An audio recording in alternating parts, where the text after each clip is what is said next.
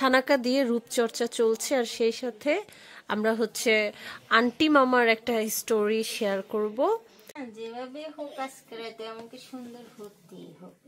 সুন্দর হতেই হবে, কারণ কি থানাকা আর বয়স বেড়ে যাচ্ছে, হ্যাঁ মুখ নষ্ট হয়ে যাচ্ছে, আমি আবার ইয়াং এ ফিরে আসতে হবে। আচ্ছা এটা কি থানাকা দিয়ে থানাকা দিব, আরো অনেক কিছু দেব সারা রাত্রিতে। সকালে মুখ আমার মানে 20 বছরের মতো হয়ে যাবে। আচ্ছা আচ্ছা ওনার বছর যাতে 20, তিনি কয় বছর আমি সেটা বলছি এখন। না তারপরে বলো না, থানাকা দিয়ে তোমার অনুভূতি বলো, কেমন লাগতেছে? থানাকা দিয়ে আমার অনুভূতি মনে হচ্ছে যে আমি 16তে চলছি। তুমি তো থানাকার মার্কেটিং করতেছো ভালো মতন। হ্যাঁ এটা এখন বোঝা যাবে না, দুলে তারপরে আমাকে দেখে চিনেই যাবে না, এত সুন্দর হয়ে যাবে। এই যে থানাকা দিয়ে রূপচর্চা চলতেছে গভীর রাতে, হ্যাঁ যেহেতু রমজানের রাত, আর উনি আজকে বলছে যে উনি সুন্দর হয়েই ছাড়বে, তো এই হলো তার আসল রূপ। আচ্ছা থানাকার রূপ অনেক সুন্দর হয়, সুন্দর হওয়াতে দিদি চাইছেন তিনি একটু সুন্দর হতে, কিন্তু মুখে একটু পরিমাণে থানাকা লাগালেই কি মানুষ সুন্দর হয়ে যায়? আচ্ছা আবার একটু দেখবো আমরাও নাকি। গাইস অনেক গুল্লি। তুমি কি করতেছো? দাঁড়াও, দাঁতের যত্ন নিতেছি। মানে আজকে রাতে তোমার কি প্রবলেম হয়েছে? তুমি থানাকা দিতেছো, তুমি দাঁতের যত্ন নিতেছো, কি সমস্যা তোমার? আমার যৌবনকালের কথা মনে পড়ে গেছে।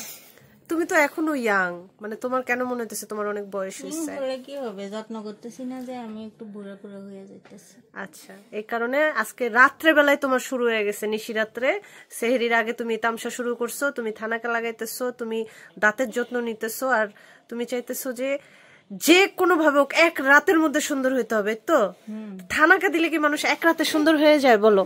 সকালেই দেখা যাবে। সকালেই দেখা যাবে? আচ্ছা ঠিক আছে। আচ্ছা আমি একে তো হচ্ছে নিশি রাত, তার মধ্যে এই হলো সেই থানাকা। হ্যাঁ এটা কিন্তু অরিজিনাল থানাকা, একদম অরিজিনাল, ঠিক আছে? সো আমি হচ্ছে একবার মাখছিলাম, সেটা ছবি দিছি, তারপর থেকে সে বলতেছে আমি কবে থানাকা দিব, আমি কবে থানাকা দিব, আমি কখন থানাকা দিব। এখন নিশি রাত্রে সে থানাকা দিয়ে রূপচর্চা করতেছে, সে দাঁতের চর্চা করতেছে, সে সকালের মধ্যে নিহাও তাকে সুন্দর হইতে হবে, মানে নিশি রাত্রে পাগল খেপছে। এই হইল আমাদের ঘটনা।